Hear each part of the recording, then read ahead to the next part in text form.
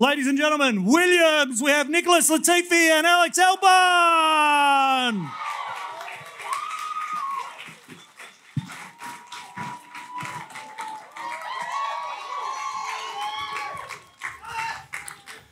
Gentlemen, welcome. Thank you for getting our fan forum underway, and we will potentially take some questions out of the crowd for you. But first up, Nicholas, I'll start with you.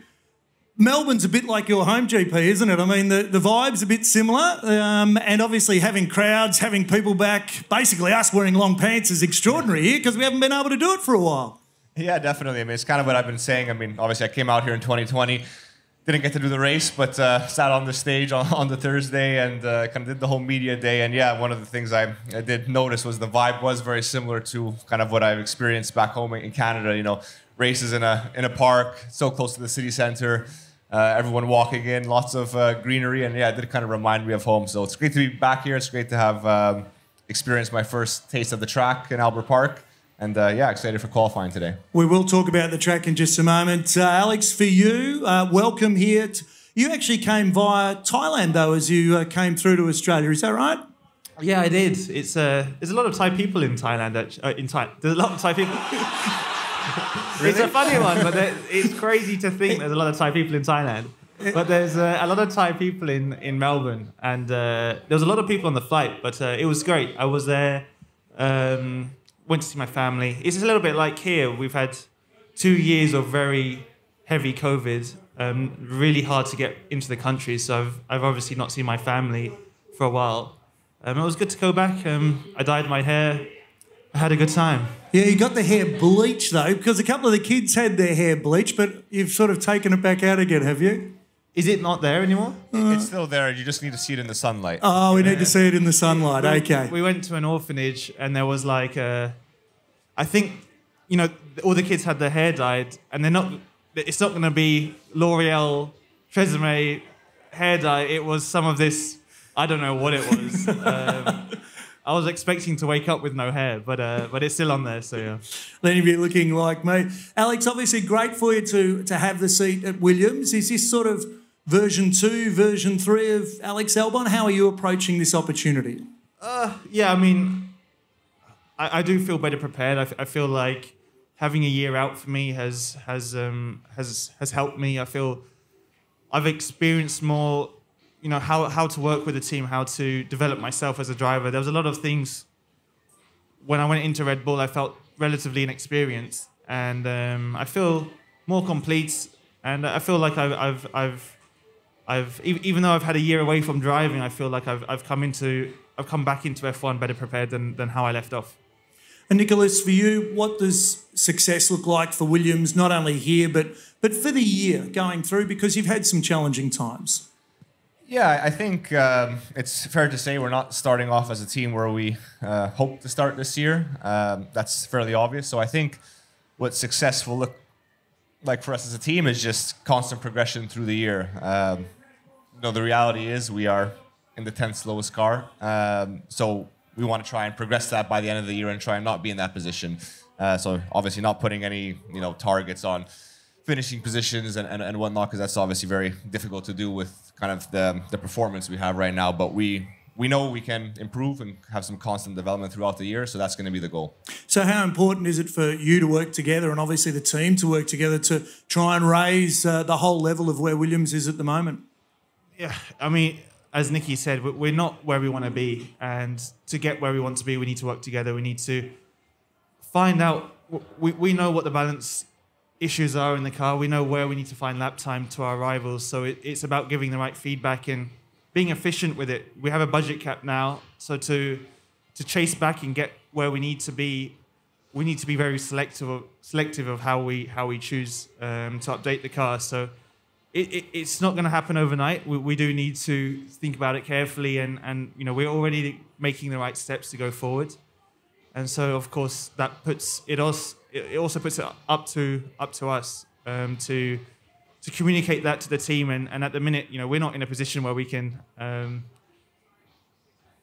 be closed to how we communicate to the team. We have to be very open because yeah, you know, we want to score points. We want to be on podiums. That's our goal. Well, we want to see that as well, no doubt at all. Let's talk about the track a little bit because for you, Nicholas, I suppose you haven't got that muscle memory of having an old track that you've been around. It's the first time it's been resurfaced basically since the event has been here in Melbourne. What are your thoughts on the track? It's much faster out the back. What sort of speeds are you doing there? How are you changing your markers? How are you approaching, both of you, the new track here at Albert Park?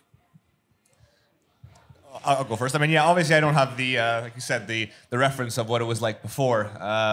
So from that sense, yeah, it's really just discovering a brand new track for me, which as a driver is always a very fun and unique challenge. And it's definitely a very intense track. I mean, it's obviously street track kind of vibes in certain corners, a bit more open in others. But yeah, there's really not a lot of margin for error here. Very, very fast track, especially with some of the changes they've done. So yeah, kind of just been easing into it, not taking any unnecessary risks in FP1 and FP2. It's as well the new tarmac. I mean, I don't know what it was like before, but it's, I mean, at least much lower grip than the track we just came from. Still bumpy in places, which is, I guess I wasn't expecting considering it was just paved, but that's not necessarily a bad thing. I mean, bumps add character, they added a different challenge to the track, but yeah, it's been pretty fun so far. Alex, for you? Same as Nicky. You know, the track has changed a little bit. For us as drivers, it doesn't change the approach or there's not really anything that sticks out that's wildly different to the previous years. As Nicky said, it's the resurfacing more than the change of the corners that it takes them a bit more time to get used to. But I would say, coming from the last two races, the biggest difference has been the fans because relatively quiet the first two races. We don't have that many people coming to the races. We love it here. Yeah, you do. I mean that Melbourne walk. That Melbourne walk is long. Okay. Yeah. I mean, I have to arrive here 30 minutes earlier just to get through, but it's great to see, and it's been amazing to see all the fans come out, and everyone's very passionate, obviously. Now, speaking of fans, Ruby's got a microphone. We've got time for one or two quick questions. So whoever's got a question of the Williams boys up here, stick your hand in the air, and over this side, Ruby, maybe over to the left. And here we go. So what I need you to do is I need you to say your name, please, and your question. Yeah, my name's Samuel Moss. I actually flew in from Thailand for you. I've got the Thai badge right here. Can I get him to sign my cap? Or? I saw you at Monsoon Valley. That was Hua Hin. But what's your typical holiday destination in Thailand? Oh, the thing for me is it kind of sucks because I'm every time I go to Thailand, I'm going for work, more or less. I get to see my family. Hua Hin was maybe the second or third time I've been out of Bangkok just because of how it works. So in November, we have our final race in Abu Dhabi, and I'll go straight to Thailand. I want to do a road trip with my girlfriend, basically from the north down to the south. So if you have any recommendations, let me know. But yeah. It's beautiful. Thailand's fantastic. Not only the beaches, but Chiang Mai and those sort of areas are absolutely brilliant as well. One quick more question before we go, Ruby. There's might be a young person just in the middle there. So can you say your name and your question, please? Harrison. Harrison. Okay, what's your question, Harrison? What is your favourite track? What is your favourite track? Nicholas, I'll start with you. So my favorite track is it's not Albert Park, unfortunately, but it's Silverstone. It will be though after Sunday. Yeah, it's open to change it after Sunday, but yeah, right now it's always been Silverstone, just the kind of high speed, flowing nature of the circuit. It's a very high grip track as well, so it's just a very enjoyable circuit to drive with these modern day F1 cars. Plenty of heritage there as well for you, Alex. Yeah, same as Nick. I feel like if we don't say Melbourne, we're gonna. Not get out of here. You won't be allowed to leave. I went there already, so it's okay. Yeah. It is other than Melbourne, what's your favourite track? Other than Melbourne, which is the best track that's ever been designed, I would say Suzuka. Suzuka for me is really amazing. Yeah. Okay, fantastic. One or two quick ones as well. Ruby's got down here in the front, and so we need your name and your question, please. So now, oh God, that's really. My name's Gerline. I had a question for both of you. How do you deal with pressure while on the track? So the question, how do you deal with pressure while you're on the track? So what's going through the mind? How are you dealing with all of that? I would say, honestly, the pressure is always before and after. When you're driving, it's quite a strange feeling, but once you got your helmet on and you're in the car, everything else goes away from me.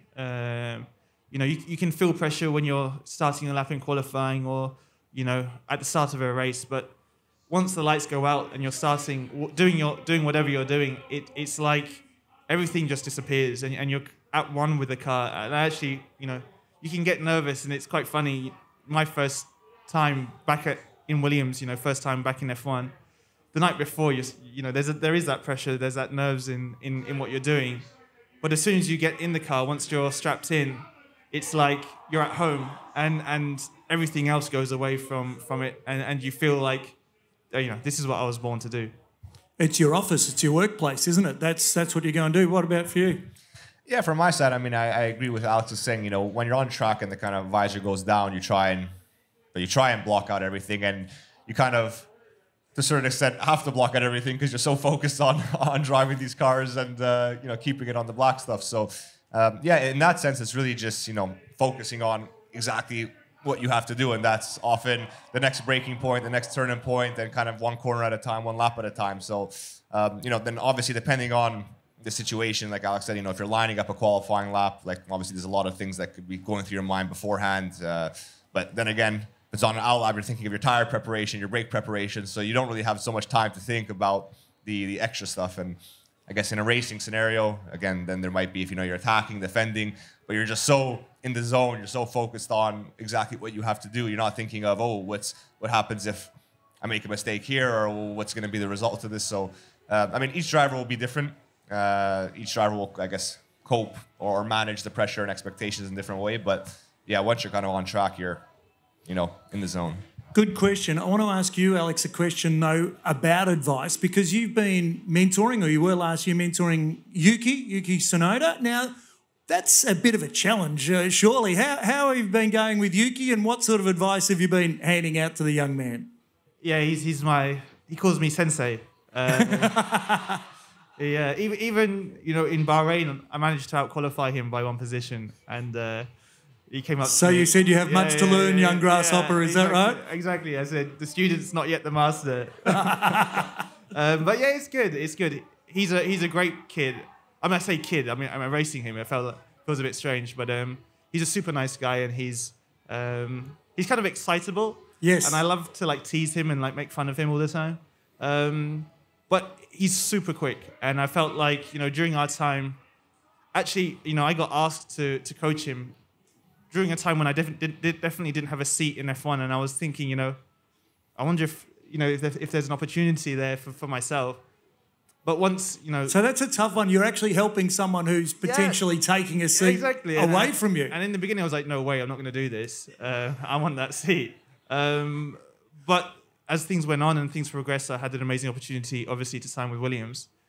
And then it was like, well, I can go hands-on on this and try and help him. And it was quite interesting because he was fighting with a lot of issues that I had in my years of racing. And I felt like I could really make an impact for him. And it was great to see him progress. You almost see it like, wow, look at what he's doing now. And we had a good relationship, and we were working together on where he needed to improve.